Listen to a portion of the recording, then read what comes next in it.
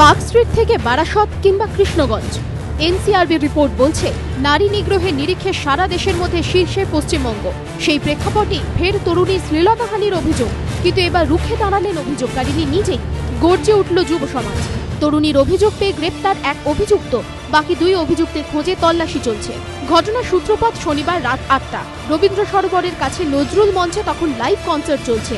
তরুণীর অভিযোগ, নজরুল মঞ্চের গেটের দিকে এগিয়ে যেতেই 3 যুবক তার পথ আটকে দাঁড়ায়, তার হাত ধরে টানাটানি করে। দুষ্কৃতীরা তার সঙ্গে অশ্লীল আচরণ করে।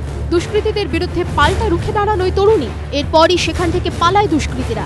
এরপর নজরুল মঞ্চের ভেতরে ঢুকে মাইক টেনে নেন ওই তরুণী। সকলের সামনে বলেন কি হয়েছে তার সঙ্গে। এরপরই গর্জে ওঠেন জলসায় উপস্থিত যুবক যুবতীরা। মুহূর্তের মধ্যে নজরুল মঞ্চ থেকে বেরিয়ে আসেন তারা।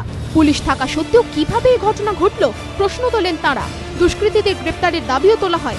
এরপরই তড়িঘড়ি অভিষেক রায় নামে এক যুবককে গ্রেপ্তার করে লেক থানার পুলিশ। ধৃতের বিরুদ্ধে শ্লীলতাহানি, মারধর সহ সংঘর্ষের অভিযোগে মামলা রুজু করা হয়। তবে অভিষেকের বাকি দুই সঙ্গী এখনো ফেরার অভিযুক্তদের খোঁজে তল্লাশি চালাচ্ছে পুলিশ। প্রকাশ সিংহ রিপোর্ট, এবিপি আনন্দ, কলকাতা।